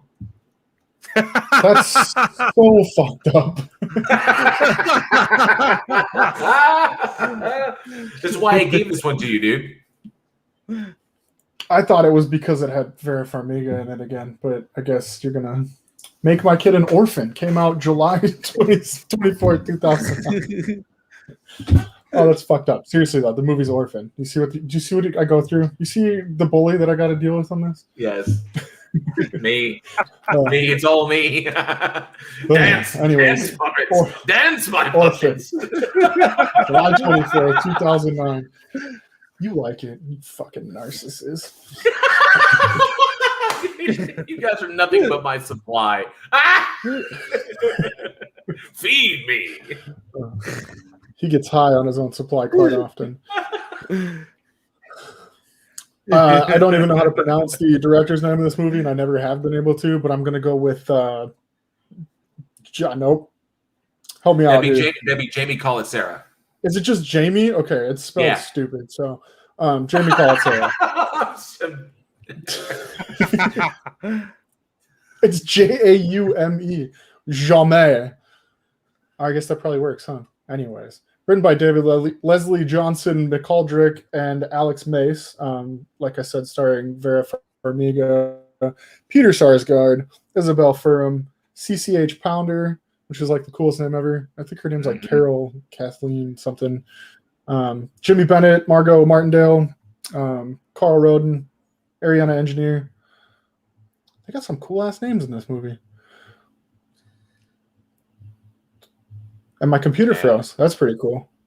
I guess we're skipping the rest of the cast there. Something cool about Ariana Engineer. She is actually a deaf actress, and this was her first movie. She was selected for this one, and people might also remember her from her second film, Resident Evil. I think it was the 7th one where she played Mila Jovovich. She played Alice's daughter in the fake simulation thing. Yeah. Was it the So that was seventh her- one? Yeah, I think it was. Yeah, and she actually is. She actually is deaf. She's a hearing impaired actress. I'm about to get into what this movie's about, and it was so fucked up that you said you gave this to me because I just had a kid. So Kate and John were having issues after they lost their baby and decided to adopt a child. They adopt 9-year-old Esther, and they soon find out that Esther is not who they thought they were, or thought she was. And it gets the story gets weirder and weirder as this manipulative, not child kind of worms her way into this family and fucks shit up. This not child. Well, that's the thing that's one thing I absolutely adored about this movie. Number one, Isabel Furman. Wow. I don't think anybody else could have played Esther to the degree that she did. I thought that she was absolutely amazing. Especially considering her age at the time that she portrayed this role. She was fantastic. The atmosphere of the film and the kind of like side aspect of grief and very real human stuff going on. Vera Farmiga is a magnificent actress. I don't think gets as much credit as she should. Dude, she kills it at Bates Motel. She kills it. Absolutely. Yeah. She was fantastic. Yeah, she was great. Now when she's good in The Conjuring, Vera Farmiga is an excellent actress. And I think currently right now, her niece, who has done a bunch of stuff on American Horror Story, is kind of like the spotlight at the moment. But Vera Farmiga is fantastic. And the way she portrays, obviously, the grieving mother with the alcohol problem, trying to come out of this, adopting a new girl, finding a way to open herself up after the stillborn death of her child. And I dug it because it's depicting the storyline of someone preying upon the grief and heartbreak of another human being, which makes it all the more shocking and horrifying, especially when you find out what Esther actually is. And so the grief aspects to the film, the atmosphere it builds, there's a tension that kind of runs because from the very get-go, she walks into the room, there's something up with this little girl. It's not the fact that you've seen the posters, it's like there's something wrong with Esther. No, there's something off about this girl. And something very strange. This isn't a wise beyond her years kind of thing. It's like, is this actually a little girl? Is the question. And from the moment she walked in with that, that cherry smile and that little Bo Peep dress, I was like, no child at all. And that brings up the notions of what the psychological notion of what we call the other, and being that the separation deal, because there's a bond between mother and child that is palpable. But when the mother brings in another child that she has not given birth to, and that love can be just as strong, but that person, it's not really the child role, it's the other role. Whereas the child is kind of an extension of the mother given, the gestational period. The other is a person completely extant to you. And so this person is coming in to assume the role of the child, which automatically shakes things up and makes things psychologically fragile. Because you're allowing someone else to come in and take the role that they obviously weren't born into. That's not who they are, but you're allowing them to assume that role. That requires a level of trust that can open you up to something that open you up to, terrible things happening, to real, true tragedy and heartbreak, because you kind of opened the door and allowed it to happen. And this speaks to that real fear. Like, you don't know what's going on in the mind of another person, especially if you're not related to them. They're just a stranger coming into your home, and that's a very scary thing to be honest. Especially when it's not a 33-year-old crazy Lithuanian woman posing as your daughter.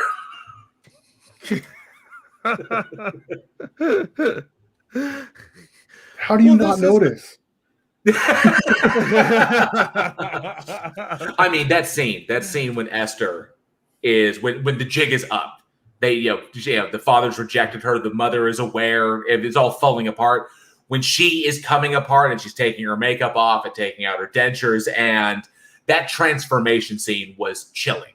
And the editing was spot on. Yeah. It was like, oh, they're taking the makeup off. Ah, there's the crazy. It was under there the whole time. Oh, there it is. Well, yeah, because it's like you have her mascara running, and then it's a really interesting transformation because it's like you have her mascara run, and then she wipes it off, and then she just looks older. Yes, like it's just, and I don't know if it's just her acting. A mix with maybe just a little bit of makeup. It's not like over the top. It's not like she's all of a sudden 70 years old or something like that. But it was just the way it was shot. It just all of a sudden just had this older. She had this older aura to her. Yes, and it was just incredibly well. And I think it was good training. Her body language changed. You could see where everything that she was faking was coming out, like all the ways that she faked being a little girl, and comes out. Her body language shifts, her posture shifts, her natural inclination to stand and to portray herself.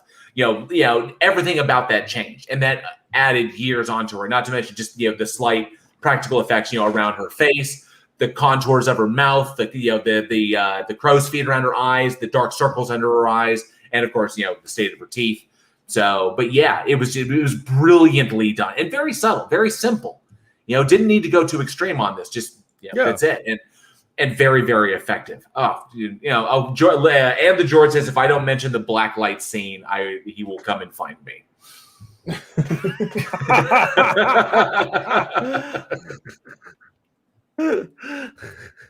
Yes, she was a creepy fucking girl. What do you want? Well, and then I don't know, like exactly. I was trying to find the actual backstory on the real life situation where this happened like later. This movie wasn't based off of this situation, but there was a girl that did this. There was this lady that did the same thing. She went into this family and posed as like an 8-year-old girl, and they found out later that she was 22. And so it's like it happened in real life. Somebody had the same thing. Mom knew something was up kind of from the get-go, and then found out later that like all these documents and shit were faked, and she was actually this like 22-year-old woman. So it's like I said earlier, like, how did you not notice? Some people fucking don't. You're so struck by grief from the previous, situation that happened in your life that you'll take anything, you'll take a child in not knowing because you're so mentally willing to overlook your instincts. Right, exactly. Yeah. And like that, I mean, that's a real life fucking horror trope because that happens a lot of times. I've known people that have, been in that situation and they are absolutely devastated to a point where they're not themselves. And that'd just be fucking, could you imagine being like, oh yeah, I adopted this child and then finding out they're fucking 22? That just feels so, it would be, oh my God. I had somebody going to my garage and steal beer out of there, and that was like violating, and I couldn't imagine having somebody in your house that was, oh. I got to go check my kids' IDs. Hold on. Yeah, it's just. What were you going to say, Eugene? It's the creepy thought because it's something that you wouldn't even think about. You wouldn't have to think about an 8-year-old to prove that it's an 8-year-old. Yeah. At all, so whatsoever. So you would just naturally it's so easy to take that at face value, and then it's like you realize as an adult, and it's like, holy shit. And then it comes to the point, it's like the amount of things that they could do, the amount of things, because like I said, an 8-year-old can only do so much. You're not scared of an 8-year-old on it, but a 22-year-old can do just about anything an adult can. So it's just it becomes scary. Well, that brings up. See, Mandel says Sir Little will. I remember the character in Orphan had a medical condition that made her stay that size, and yes, it was hypopituitarism is what she had. That her body just never developed. So she has she looks like an 8-year-old, but was actually 33. And Mandel says, "Hey, reminds me of the Twisted Sleepaway Camp. Along the same lines." But going on with children and everything, and the concept of innocence hiding evil, or the bad seed trope, which is in essence what this movie follows, is just a little bit of a twist on the bad seed trope. But you got movies like, obviously, The Bad Seed, Demon Seed, The Good Son, The Omen, Rosemary's Baby. The idea that the innocence that you would attribute to a child is actually hiding something darker and more sinister. Movies like Mikey and Mikey with Brian Bonsall was a pretty gnarly one as well, because that one was pretty hardcore. But yeah, the trope of this, the concept of the innocence of a child, or something that's supposed to be innocent, something that we take as innocent, take for granted as innocent, is hiding something dark and sinister, sometimes evil and demonic. This has been a trope for a long, long time, that your children can't be trusted. Like I think going all the way back, Village of the Damned, 1968, or based off the Stepford Cuckoos, which is in essence, your children are not your children. And it I think stems from the idea that parents often have a hard time communicating with their children because it's two different perspectives. They've got many years on, they look at the world in a particular way. The child is looking at the world in a way that they really can't grasp because they're so far beyond it. And so it makes communication difficulty. And sometimes your children don't seem like your own. And plus a lot of it goes into the scary fact of, you expect kids to be like a blank slate. Whenever a child is born, it's a blank slate, and then how you raise your kid could help determine the type of person that they're going to be.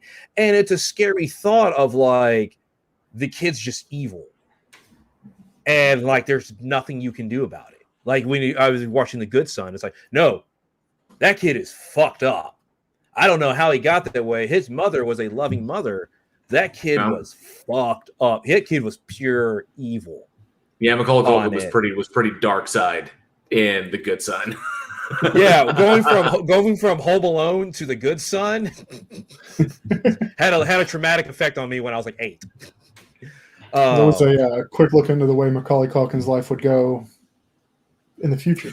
Yeah, the one that gets me, and I probably end up streaming this one because I haven't watched it in a while, was the movie Mikey with Brian Bosnell.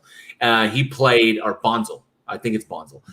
He played Alexander Robotchenko in Star Trek: Next Generation. He played Worf's son in Star Trek, but he had a little horror movie called Mikey, where Mikey was this little boy who typically would show up, like, social services pick him up, they don't know his name, or he'd tell them a thing like this, and he'd wind up getting placed with a foster family because he was charming and adorable and everybody loved him, and they'd bring him in, they'd adopt him and bring him as they'd foster him. He'd go in, wind up killing everyone, burning the house down, and then taking off, and then like leaving. And then they'd find him like in another state, wandering down the road. CPS would pick him up. They'd take him into, services pick him up, put him in foster care, and the cycle begins again and again. And that's what the movie Mikey was about. It's fucking freaky as shit. So it is. I know what movie you're talking about, but also, like, how do you not fucking put 2 and 2 together? Like, hey, we've adopted this kid out before, we can't find him. His whole family's dead, and then it happens again, and nobody's like, wait a second, that's kind of... Yeah, they can't link it because he's killed everyone, including the social worker who was handling the case.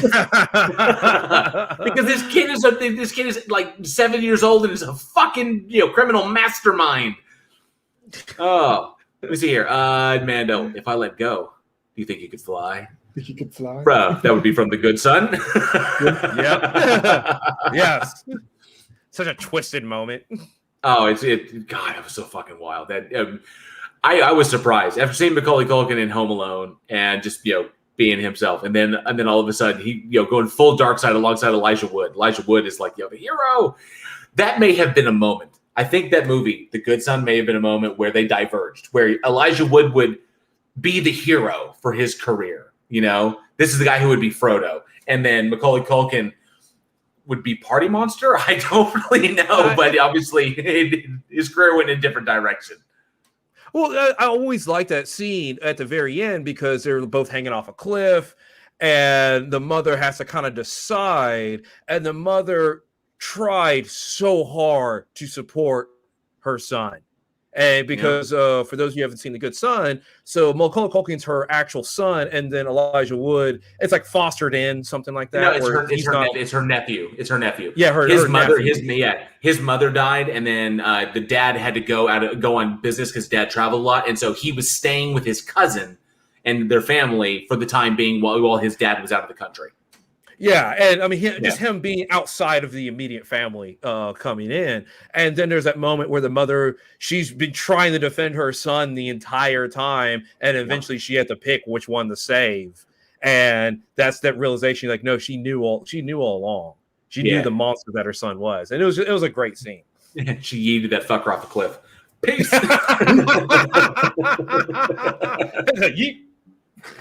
Just reminded me of that scene in Kung Pao Enter the Fist.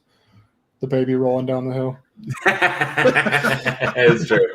And yes, people are mentioning, I did make that deal like, Elijah Wood go on to be heroic and stuff like this. But yeah, their careers are going excellently. Now Elijah Wood is just having fun. Like Sir Little Wolf says, he was dark as shit. He went full dark side in Sin City. Loved him in that one. And then, of course, Macaulay Culkin is also doing great. Elijah Wood in Maniac was next level. I did not think that kid had it in him, but fucking hell, that was some dark shit. And Macaulay Culkin's doing fantastic as well. He's still doing work. I think Saved is still arguably his best work ever. That was amazing. That's an amazing comedy. I love him in that. And I know he's doing good. He's got some stuff coming up here pretty soon, and I think they're both doing great.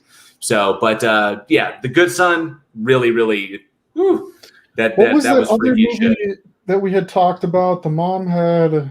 It was kind of a reverse on it. The mom had plastic surgery, and the kids. Oh, Good Night, Mommy. Yeah, Good Night, Mommy. Yeah, it's kind of like a reverse. Yeah, where the kids end up. Yeah, she leaves and then comes back and they're not sure it's her, so they start torturing the fucking shit out of her. That was a crazy one too. This escalated quickly. Well, yeah, the kids are like, "That's not my mother. Are you my mother?" Yeah, that was a good one. But wildly enough, yeah, despite the fact, and I know Alex is about to ask this movie came out in 2009. This fucker's getting a sequel. And not only that, Isabel Fuhrman is coming back to play Esther. Which is kind of backward considering the end of the first one. Well, it's a prequel, actually. Sorry, it's a prequel. Yeah, no, it's a prequel. It's a prequel. It's called Orphan First Kill. So, and that's currently in production. But Isabel Fuhrman is returned to play Esther. What they're doing is the same kind of tricks, the same kind of film tricks that they used in Lord of the Rings, where they're using forced perspective, body doubles, and camera, basically in-camera trickery to make her appear, or make her size equal to what it was in the first movie. Yeah, and essentially in this movie, it shows her like how she got over to the United States. Yeah, impersonating the daughter of a wealthy family that went missing. And then Julia Stiles is going to be in this one, which was kind of fun. Anna says, is she getting a CGI face? From what I understand, no. That Isabel Fuhrman she looks very big. She's a very, very petite actress. I believe she's 5'2". And she already naturally looks very, very young, just by virtue of who she is. As of right now, she's 24 years old. She really doesn't look much older than she did. She doesn't. And with makeup, with makeup, and I don't even think they're using prosthesis in this, but with makeup applied correctly, and then of course with forced perspective shots, with the basics, the same tricks they used to make the hobbits look smaller than everybody else in Lord of the Rings. The same stuff will be done on this, in order to help her portray that. But yeah, I don't think anybody could be Esther other than her. So, no. Yeah, it reminds me a lot of Michelle Williams, who she still looks like she's like 16. Oh, Michelle Williams, in her mid-20s. Yeah, kind of thing. I don't think it'll take a lot for to like de-age her. Yeah. I was trying to figure out. I was looking into what she'd been doing. Cue, Alex. I was looking at. Okay. Anyways, let me ask the audience: are you looking forward to the movie? I more about this. It was a cool trip. I thought it was really cool when it came out, and the fact that they're digging into it again, I feel like they're going to be able to do some cool stuff with it. And like I said, she doesn't look much older than she does in the movie, which I think is why they probably decided to bring back and do this again, because they're like, well, fuck it, Could be a cash grab, but the original movie, 2009, was really good. So we'll see where this one goes. Let us know, though. What do you think? Do you want to see it? You're going to not see it? Is it just absolutely too creepy? Let us know in the comments or weekinhorror@gmail.com. Awesome. All right. I think we got to do... But somebody already won the trivia question, so we don't even need to do that, huh? I guess we still don't have to worry about it anymore. He was rubbing a little bit, but I think it might have cleared up. But But yeah, let me see here. It is trivia time, and I'm doing the trivia question.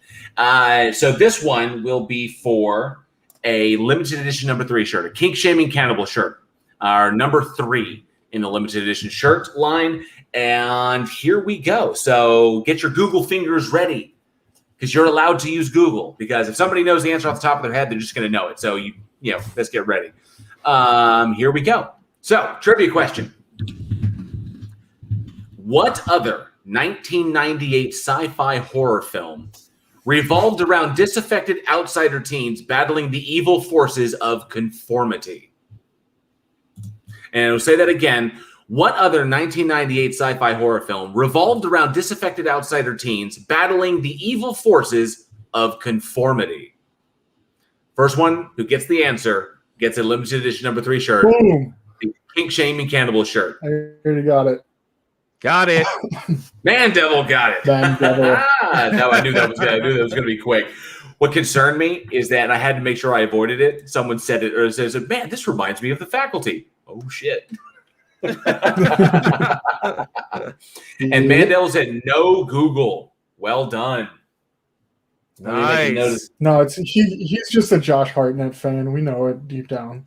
I'm a Jordana Brewster fan is what I am. And limited edition number 3 shirt. All right. The congratulations, Mandevil. Tina Jones tried to use the cop out. The cop out at 42. It's the answer to everything. Gotcha.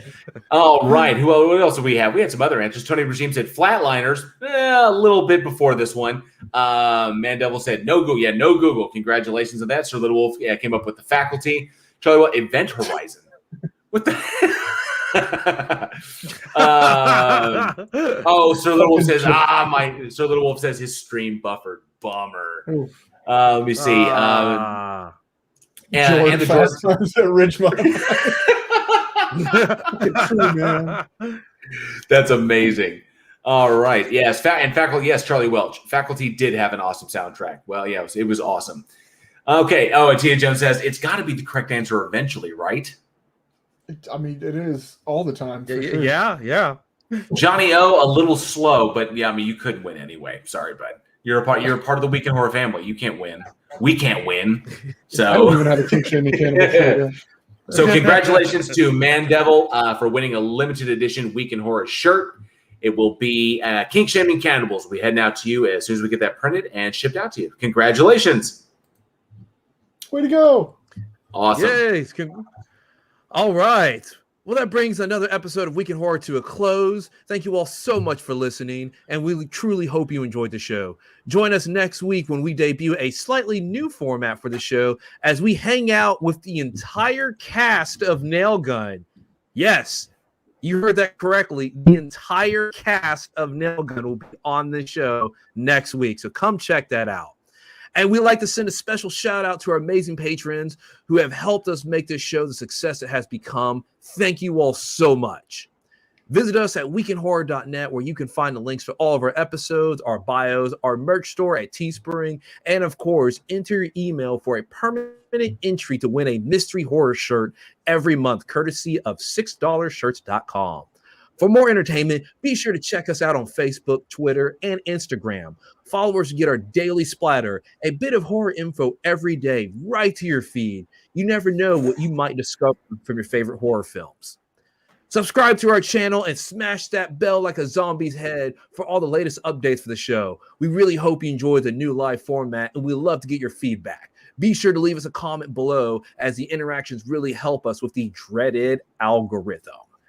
And lastly, if you truly love what we do here, and if you like and are able to support our production, you can through our Patreon. We have subscriber tiers as low as $1 a month. We get you bonus and exclusive content in horror films every month for our higher tiers. However, if you prefer, you can support the show through our PayPal as well.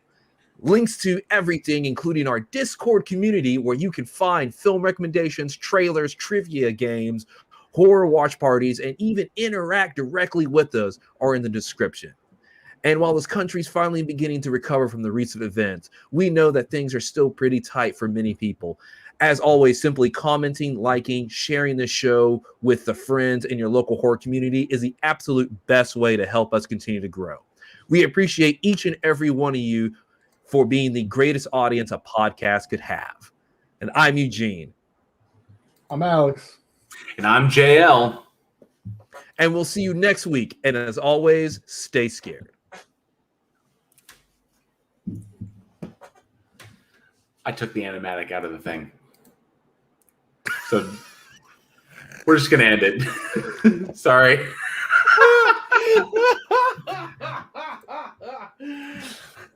Wait, no. I can fix it. I can fix it. I can fix it.